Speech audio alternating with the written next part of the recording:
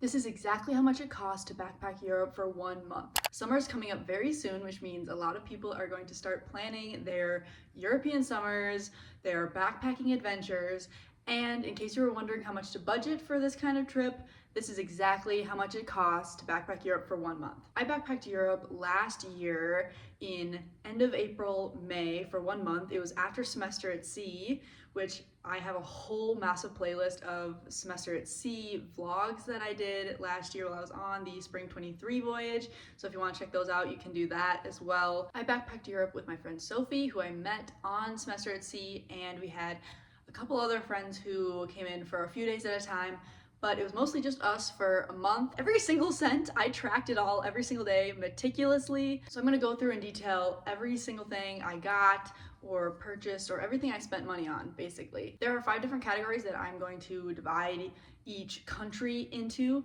and I think I went to 14 countries. Hold on, let me count. I went to 13 different countries, and so I'm gonna divide each country into 5 different categories, which are accommodation, transportation, excursions and tours, food and drinks, and then any souvenirs and gifts. I'm gonna start with things that don't really fit into a specific country because I had to buy them beforehand. So the biggest thing is your eurail pass. If you live in Europe, I believe you get what's the interrail pass, so it's basically the same thing but for European residents. But I got the eurail, and I got the 15 days within 2 months. There's a whole bunch of different categories, and I'm gonna make a video kind of explaining how to backpack Europe, so make sure you subscribe for that because that'll be coming really soon. But my 15 days within 2 months, which means within a span of 2 months, I could use the eurail for 15 of those days. I could do 3 train trips on one day, and that would only count for 1 of those days. So that cost me $370. I would check on Black Friday because they definitely are cheaper then. And then also my flights there and back. So I was on semester at sea beforehand, so I technically didn't have a flight there. I flew into Dubai and then 4 months later was backpacking Europe. So my flight home, which is a one-way, was $575.51.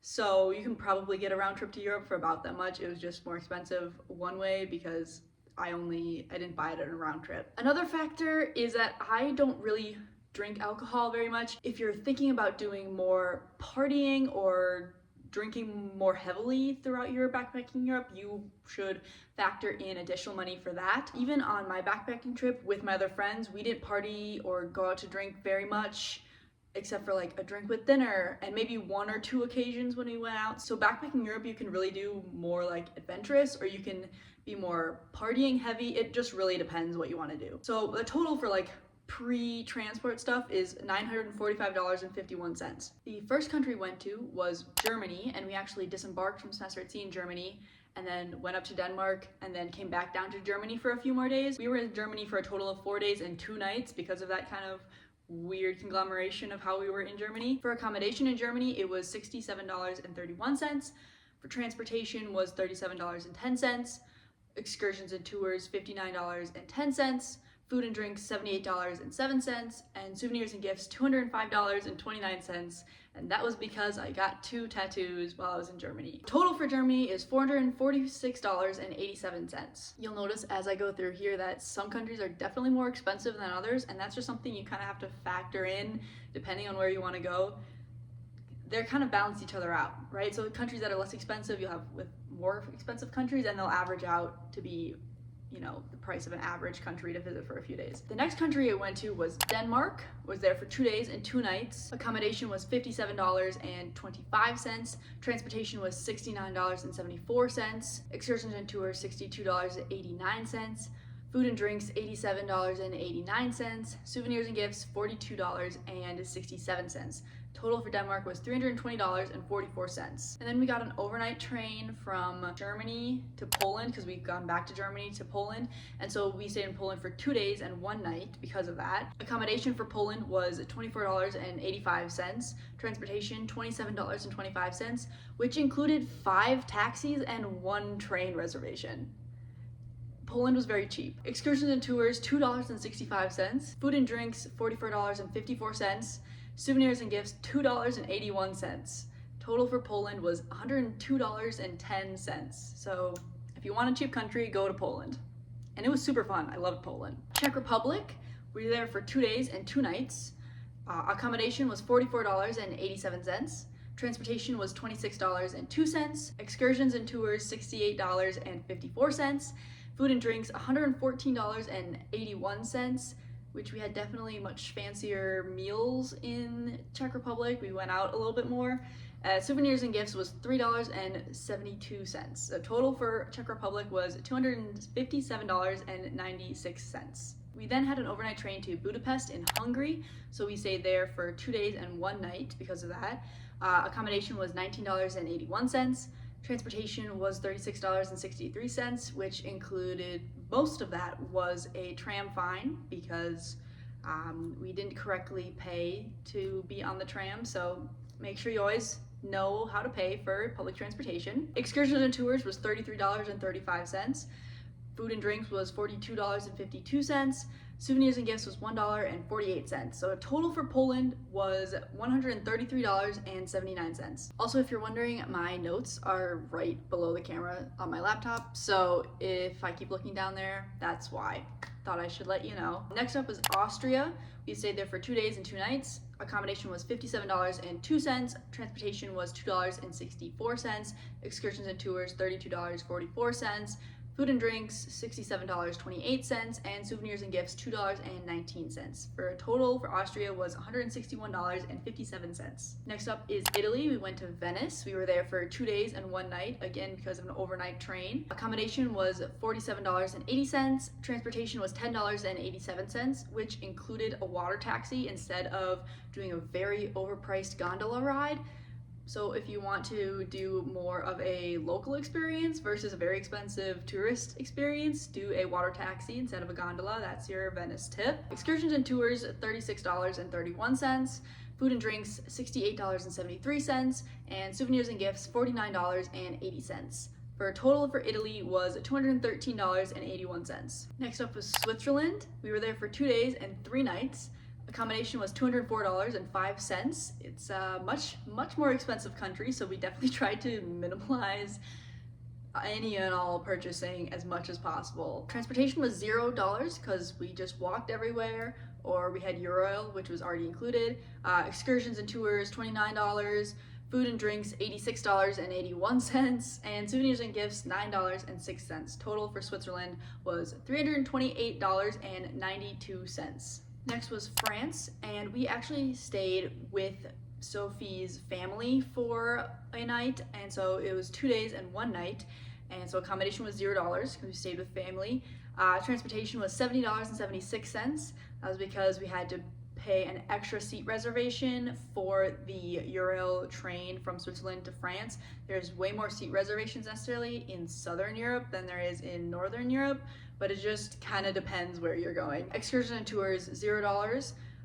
Food and drinks, $12.54, and souvenirs and gifts was $0. So total for France was $83.30. I then took the Eurostar to England, and at this point I was either by myself or visiting friends along the way. I was in England for a total of 5 days and 6 nights. They were kind of spread out, so a few at the beginning and then a few later on. So accommodation was $55.99.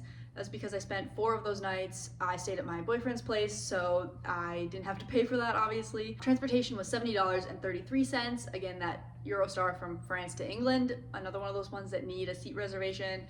Excursions and tours, $0.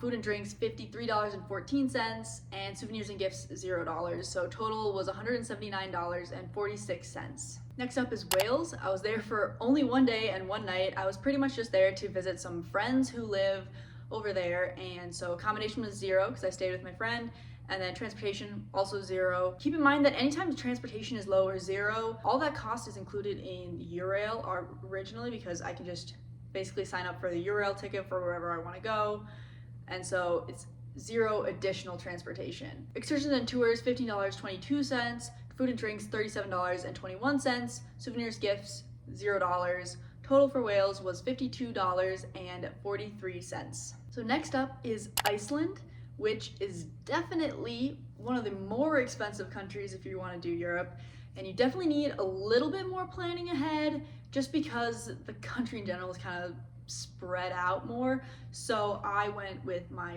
boyfriend, and so we kind of split cost. We stayed in either hotel rooms or private hostel rooms. So I like split the cost for hotels and things like that. You also probably need to get a car, to rent a car while you're there, just because it'll be way easier. So that also definitely added up the cost quite a bit. So 6 days, 6 nights in Iceland, basically a week, Friday to Friday, I think we were there. Accommodation was $431.36. So again, we were in hotels or private room hostels. That was the price for one person for private rooms. Transportation was $767.51, which includes the round trip flights from England, and then renting a car, and then all the gas and parking fees for different events or parking lots or stuff like that. So again, that's definitely more expensive because of that. Excursions and tours, 194 cents and $31. Food and drinks, 186 cents and $51. And then souvenirs and gifts, $172.85. And that was because I splurge bought hiking boots, Icelandic hiking boots that were on sale. So that took up a good portion of that souvenir. And yes, I did manage to bring my hiking boots home in my carry-on luggage. It's a lot of souvenirs to bring home, but we managed. Total for Iceland was $1,752.54. So definitely a more expensive one, but so worth it. Definitely recommend Iceland for sure. The very last country on the list, Ireland. I was there for 3 days and 3 nights. This is another one that I did solo by myself. Accommodation was $140.24. Transportation, $79.17, which includes a one-way plane ticket from England to Dublin. And then excursions and tours was $86.36. Food and drinks, $83.92. Souvenirs and gifts, $61.83. Total for Ireland was $451.52. So now the grand total, I'm sure you've been waiting to hear this number, the grand totals of everything it cost to backpack Europe for what was technically over a month. It was 36 days and 35 nights. The total for accommodation was $1,150.55. Transportation was $2,143.53, which includes my flights to Europe and the eurail, which takes up quite a large portion of that. Excursions and tours, $620.47. Food and drinks, $963.97. Souvenirs and gifts, $551.70. Yes, I managed to bring $550 worth of souvenirs home in my carry-on luggage. And when I make my How to Backpack Europe video, I will tell you all about that. So subscribe to get notified. So the grand total for 1 month, 36 days, backpacking Europe was $5,430.22, which, yes, that is quite a lot of money. But for 36 days of full-time travel, that's not bad. That's really not bad, especially considering 6 of those days were in Iceland, which was incredibly more expensive than everything else. I'll divide that out into averages. So again, some countries are more expensive and some countries are much less expensive, but they end up balancing out together, right? So this is gonna be an average of like per day what each of these categories would cost. So if you're budgeting for like a per day, this is what you should budget for on average. Accommodation on average was $31.96 per day. Transportation was $59.55 per day. Excursions and tours averaged to be $17.24 per day. Food and drinks averaged $26.77 per day. And souvenirs and gifts average about $15.32 per day. So on average, I spent $150.84 every single day for 36 days. That was everything I spent on 1 month of backpacking Europe. Make sure to comment down below if you actually do want that video of how to backpack Europe, what to do, transportation, budgeting, eurail, which is a big one, and there's a lot of tricks about doing eurail that you won't know until you're already halfway through doing eurail. So comment down below if you want that video, because I think it would be really super helpful. So I'll see how many people want that video. If you have any questions about backpacking or the cost or something didn't make sense, also make sure to comment, because I respond to every single comment that I get.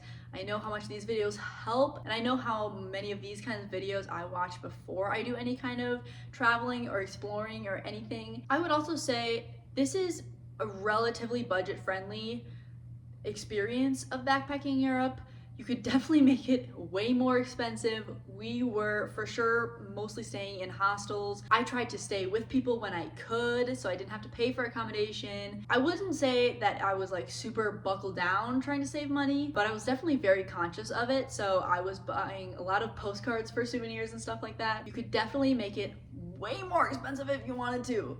And you could definitely make it cheaper too. It's just how you want to do it, and also which countries you do. So if you want to do a much cheaper trip, then you could plan to go to mostly cheaper countries. It really just depends. I feel like I kind of had a good balance of more expensive and cheaper countries.